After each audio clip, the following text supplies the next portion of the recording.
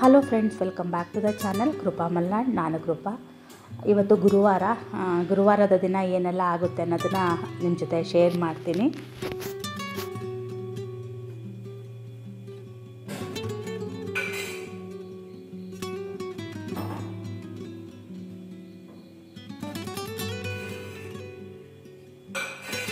ಬೆಳಗ್ಗೆ ಎದ್ದ ತಕ್ಷಣ ನಾನು ಒಂದು ಸಲ ಮುಖ ತೊಳೆದಳು ನೀರು ಕುಡಿತೀನಿ 1 ಲೋಟ. ಆಮೇಲೆ ಇವಾಗ ಹೊಸದಾಗಿ ಶುರು ಮಾಡಿದ್ದೀನಿ. ಜೀರಿಗೆ ಅದೆಲ್ಲ ಪುಡಿಗಳನ್ನ ಮಾಡಿಟ್ಕೊಂಡಿದ್ದೀನಲ್ವ, ಅದು ಬಿಸಿ ನೀರನ್ನು ಕುಡಿತೀನಿ.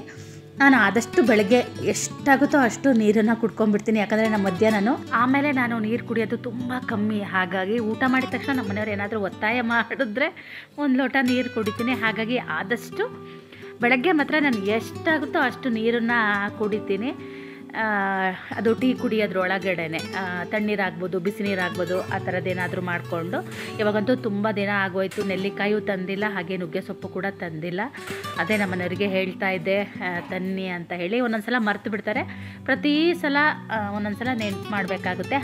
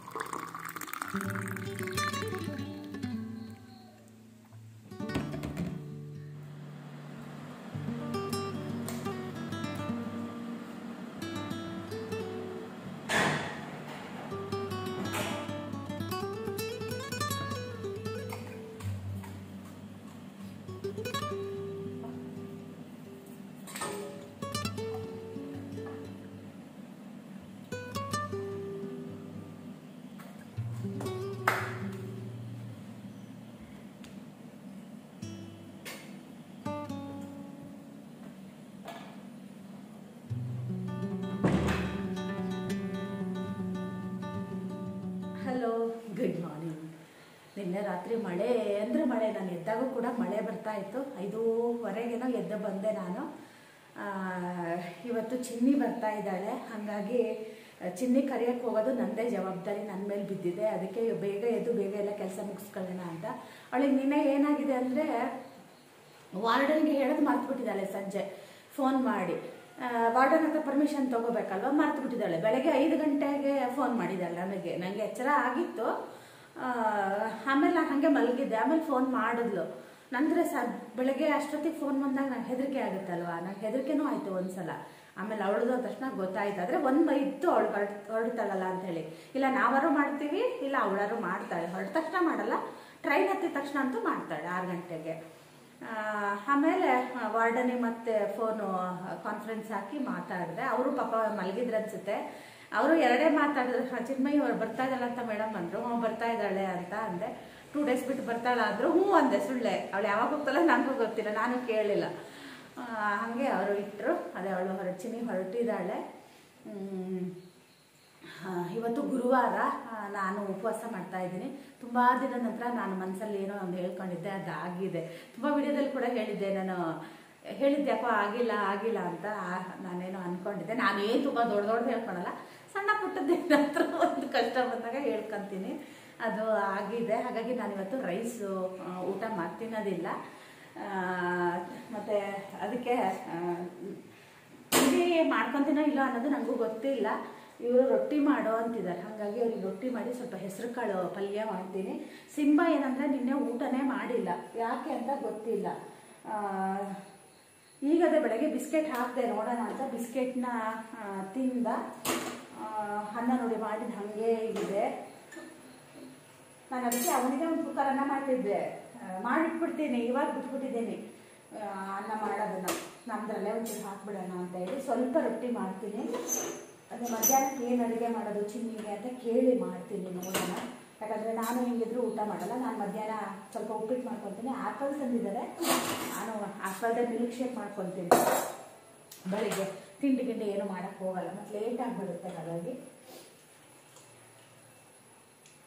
ನಾನು ಅದೇ ಉಪ್ಪಿಟ್ಟೆ ಮಾಡಿಬಿಡ್ತೀನಿ, ಅದ್ಲಾಗೆ ನನಗೂ ಆಗುತ್ತೆ ಅಂತ ಅಂದೆ. ಮನೆಯವರಿಗೆ ಉಪ್ಪಿಟ್ಟು ಬೇಡ ಅಂದರು, ರೊಟ್ಟಿನೇ ಮಾಡು ಅಂತ. ಮತ್ತು ಹೇಳಿದ್ಮೇಲೆ ನಮ್ಮ ಮನೆಯಲ್ಲಿ ರೊಟ್ಟಿ ಅಂದರೆ ಮುಗೀತು. ರೊಟ್ಟಿಗೆ ಹೆಸರು ಕಾಳು ಪಲ್ಯ ಮಾಡ್ತೀನಿ. ಮತ್ತು ಏನು ಅಂತ ಕೇಳಕ್ಕೆ ಬರ್ತಿದ್ದೆ. ಹೆಸರು ಕಾಳು ಪಲ್ಯ ಮಾಡಿದ್ದೆ. ಓ ಕರೆಂಟ್ ಇದೆ, ಯಾಕೆ ಹಂಗಾಗ್ತಿದೆ?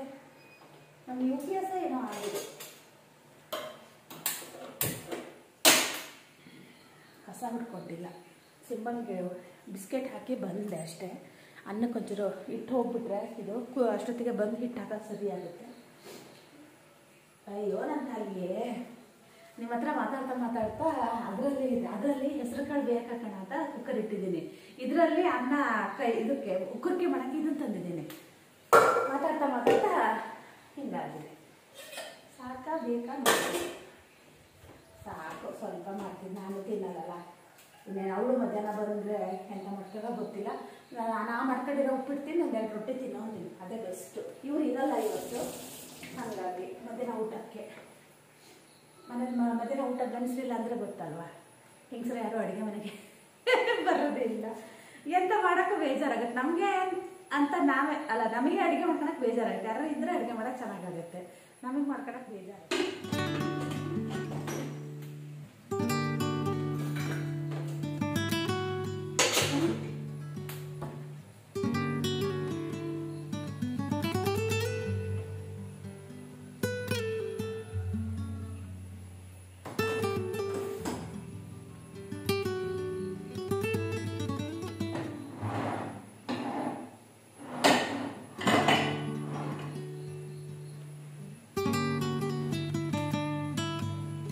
ತುಂಬ ದಿನ ಆಗಿತ್ತು ನಾನು ಹೆಸರು ಕಾಳು ಪಲ್ಯ ಮಾಡಿದೆ. ಹೆಸರು ಕಾಳು ಮೊಳಕೆ ಕಟ್ಟದೆ ಕೂಡ ತುಂಬ ದಿನ ಆಗಿತ್ತು.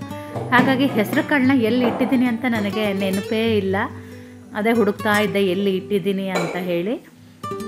ಸ್ವಲ್ಪ ಹೊತ್ತು ನೆನೆಸಿಟ್ಟು ಆಮೇಲೆ ಬೇಯೋದಕ್ಕೆ ಹಾಕ್ತೀನಿ.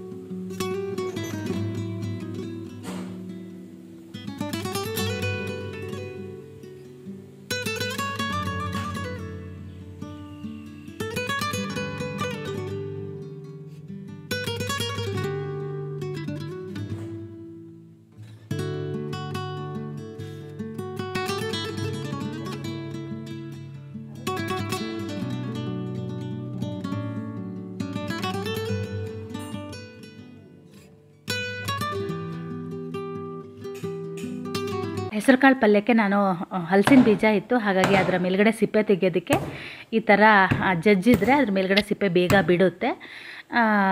ಮತ್ತು ಹೆಸರು ಕಾಳು ಪಲ್ಯ ಮಾಡ್ತಾರಲ್ವ, ಆವಾಗ ಬರೀ ಹೆಸರು ಕಾಳು ಹಾಕಿ ಪಲ್ಯ ಮಾಡಲ್ಲ, ಒಂದು ಈರುಳ್ಳಿನಾದರೂ ಹಾಕಿ ಮಾಡ್ತಾರೆ. ಹಾಗೆ ಮಜ್ಜಿಗೆ ಸಾರು ಕೂಡ, ಇದನ್ನು ನಾನು ತುಂಬ ಸಲ ಹೇಳಿದ್ದೀನಿ.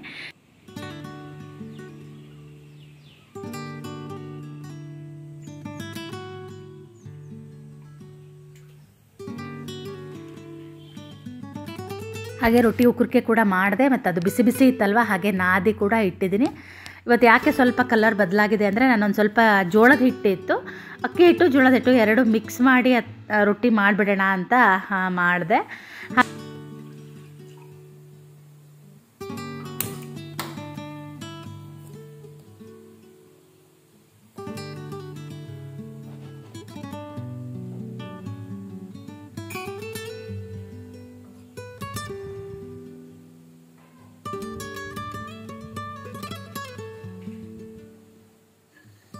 ಇವತ್ತು ಚಿನ್ನಿ ಬರ್ತಾ ಇದ್ದಾಳಲ್ಲ, ಟ್ರೈನ್ ತುಂಬ ಅಂದರೆ ತುಂಬ ರಶ್ ಇತ್ತಂತೆ. ಆದರೆ ಇವತ್ತು ಬರೋ ಟೈಮ್ನ ಬೇಗ ತೋರಿಸ್ತಾ ಇತ್ತು ಅಂತ ಹೇಳ್ತಾ ಇದ್ಲು. ನಾನು ಆಮೇಲೆ ಅಂದೆ ಅವಳಿಗೆ, ನಿನ್ನ ಟ್ರೈನ್ ಎಲ್ಲಿ ಅರ್ಧ ಗಂಟೆ ಕ್ರಾಸಿಂಗಲ್ಲಿ ನಿಂತ್ಕೊಳ್ಳುತ್ತೋ ಏನೋ ಗೊತ್ತಿಲ್ಲ ಅಂತ ಹೇಳಿದೆ. ಆಮೇಲೆ ನಾನು ಶಿವಮೊಗ್ಗ ಆದರೆ 11:30 ಬಂದುಬಿಡುತ್ತೆ, ಇಲ್ಲಿಗೆ ಬರೋಕ್ಕೆ ಮತ್ತೆ 1 ಗಂಟೆ ಬೇಕಾಗಿಬಿಡುತ್ತೆ.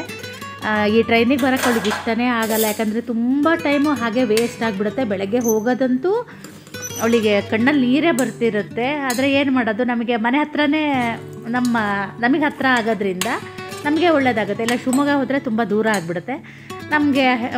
ನಮ್ಮನೆಯವ್ರು ಊರಿಗೆ ಹೋಗ್ತಾರಲ್ವ, ಅಲ್ಲಿ ಕೂಡ ನಿಲ್ಲಿಸ್ತಾರೆ ಕೆಂಚನಾಲ ಅಂತ ಹೇಳಿ. ಅದಾದ ನಂತರ ಅರಸಾಳು, ಅಲ್ಲಿ ನಾವು ಯಾವಾಗಲೂ ಅರಸಾಳಿಗೆ ಹೋಗಿ ಹತ್ತಿಸಿ ಬರೋದು. ಅಂದರೆ ಅದು ಮೇನ್ ರೋಡಿಗೆ ಹತ್ತಿರ ಆಗುತ್ತೆ, ಹಾಗಾಗಿ ಎರಡು ಕಡೆನೂ ಟ್ರೈನನ್ನು ನಿಲ್ಲಿಸ್ತಾರೆ. ನಮಗೆ ಇದೊಂಥರ ಕನ್ವೀನಿಯೆಂಟ್ ಆಗೋದ್ರಿಂದ ನಮ್ಮ ಮನೆಯವರು ಅವಳಿಗೆ ಇದೇ ಟ್ರೈನಿಗೆ ಬಾ ಅಂತ ಹೇಳೋದು, ಮನೆ ಹತ್ರನೇ ಇಳಿತೀಯಾ ಅಂತ ಹೇಳಿ. ಬಸ್ಸಿಗೆ ಬರ್ತೀನಿ ಅಂತ ಎಷ್ಟು ಸಲ ಹೇಳ್ತಾಳೆ, ಆದರೆ ನಮ್ಮನೆಯವರು ಬಸ್ಸನ್ನು ಒಂಚೂರು ಇಷ್ಟಪಡೋದಿಲ್ಲ. ನೀನು ಟ್ರೈನಿಗೆ ಬಾ ಅಂತ ಹೇಳ್ತಾರೆ.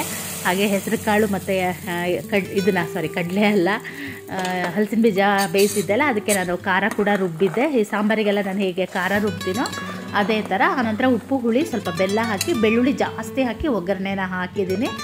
ನಾನು ಸಣ್ಣ ಕುಕ್ಕರಲ್ಲಿ ಮಾಡಿದ್ರೆ ಅದರಲ್ಲೇ ಇಡ್ತಾಯಿದ್ದೆ. ಇದು ದೊಡ್ಡ ಕುಕ್ಕರ್ ಆಗಿತ್ತಲ್ವ, ಹಾಗಾಗಿ ಬೇರೆ ಪಾತ್ರೆಗೆ ಹಾಕೋಣ ಅಂತ ಹಾಕ್ತಾಯಿದ್ದೀನಿ. ನನಗೆ ಈ ಪಲ್ಯ ಮಾಡಿದಾಗ ನಾನು ಅನ್ನದ ಜೊತೆ ಈ ಪಲ್ಯನ ತುಂಬ ಇಷ್ಟಪಟ್ಟು ಊಟ ಮಾಡ್ತೀನಿ. ಒಂದು ಮಿಡಿ ಉಪ್ಪಿನಕಾಯಿ, ಈ ಪಲ್ಯ ನನ್ನ ಫೇವ್ರೇಟ್. ಇವತ್ತು ಯಾಕಾದರೂ ಈ ಪಲ್ಯ ಮಾಡೋದು ಅಂತ ಅನ್ನಿಸ್ತಾ ಇತ್ತು. ಚಿನ್ನಿ ಬರೋ ಟ್ರೈನ್ ಹೆಂಗಂದರೆ ಅದಕ್ಕೆ ಟೈಮ್ ಇಲ್ಲ, ಬೇಗನೂ ಬರ್ಬೋದು ಲೇಟಾಗೂ ಬರ್ಬೋದು. ಬೇಗ ಟ್ರೈನ್ ಯಾವಾಗೂ ಬರೋಲ್ಲ, ಸ್ವಲ್ಪ ಲೇಟಾಗೇ ಬರೋದು ಜಾಸ್ತಿ. ಅದ್ರ ಟೈಮ್ ಇರೋದೇ 12 ಗಂಟೆಗೋ ಏನೋ ಅಂತೆ, ಅದು 12:15 1 ಗಂಟೆ 1:15ಗೆಲ್ಲ ಬರುತ್ತೆ. ಅಲ್ಲಿಗೆ ಹೋಗೋದಿತ್ತಲ್ವ, ಹಾಗಾಗಿ ನಾನು ಕೂಡ ಕೆಲಸಗಳನ್ನೆಲ್ಲ ಬೇಗ ಮುಗಿಸ್ಕೊಂಡು ಕುತ್ಕೊಂಡ್ಬಿಟ್ರೆ ಸರಿಯಾಗುತ್ತೆ ಅಂಥೇಳಿ ಕೆಲಸಗಳನ್ನೆಲ್ಲ ಬೇಗ ಬೇಗ ಮಾಡ್ಕೊತಾ ಇದ್ದೀನಿ.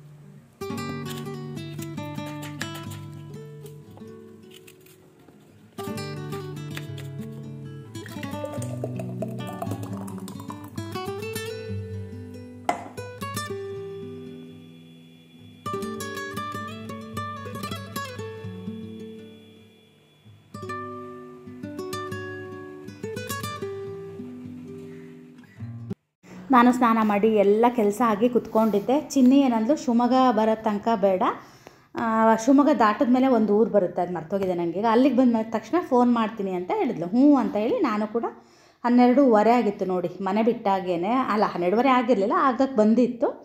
ಅಷ್ಟೊತ್ತಿಗೆ ಬಿಟ್ಟೆ. ನಾನು ಹೋಗೋಷ್ಟೊತ್ತಿಗೆ ಏನಾಗಿತ್ತು ಅಂದರೆ ರೈಲ್ವೆ ಗೇಟ್ ಹಾಕಿಬಿಟ್ರು, ರೈಲ್ ಬರುತ್ತೆ ಅಂತ. ನಾನು ಯಾವಾಗಲೂ ಮುಂಚೆ ಹೋಗಿ ಕಾಯ್ತಾ ಇದ್ದೆ. ಇದೇ ಫಸ್ಟ್ ಟೈಮ್ ಹೀಗಾಗಿದ್ದು. ಮಗಳನ್ನ ಕರ್ಕೊಬರ್ಬೇಕಿದ್ರೆ ನಿಮಗೆ ಗೊತ್ತಿರುತ್ತೆ, ನಾನಾಗಲಿ ನಮ್ಮ ಮನೆಯವರಾಗಲಿ ನಾವು ಯಾವಾಗಲೂ ಮುಂಚೆ ಹೋಗಿ ನಿಂತ್ಕೊತೀವಿ, ಇಲ್ಲ ಮುಂಚೆ ಬಿಡೋಕ್ಕೂ ಮುಂಚೆ ಹೋಗ್ತೀವಿ, ಕರ್ಕೊಬರೋದಕ್ಕೂ ಮುಂಚೆ ಹೋಗ್ತೀವಿ. ಇವತ್ತು ಮಾತ್ರ ಹಾಗಾಗ್ಬಿಡ್ತು.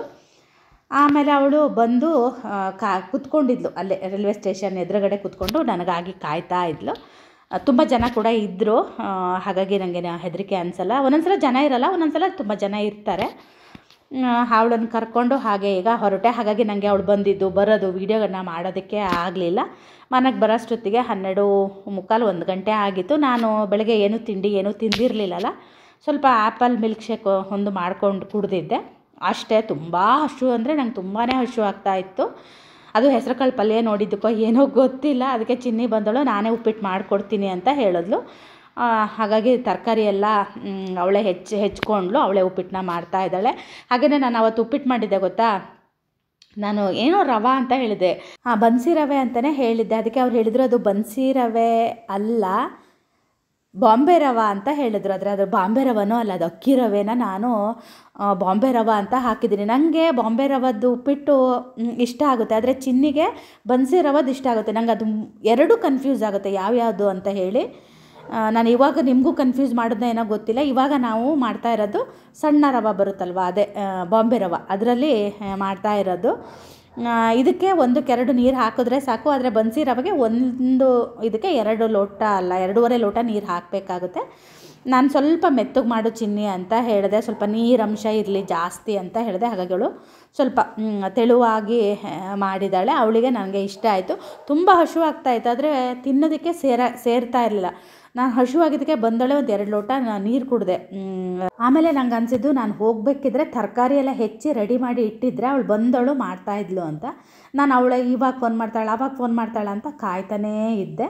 ಅವಳು ಫೋನ್ ಮಾಡಿದ್ಲು ತಕ್ಷಣ ಹಾಗೆ ನಾನು ಹೊರಟು ಬಿಟ್ಟೆ. ಮತ್ತು ನನಗೆ ಹೋಗಬೇಕಿದ್ರೆ ಮಳೆ ಎಲ್ಲೂ ಸಿಗಲಿಲ್ಲ, ಬರಬೇಕಿದ್ರೆ ಒಂದು ಕಡೆ ಮಳೆ ಸಿಕ್ತು. ನಾನು ಅವಳು ಒಂದು ಕಡೆ ನಿಂತು ಒಂದು 5 ನಿಮಿಷ ಆ ನಂತರ ಮನೆಗೆ ಬಂದ್ವಿ.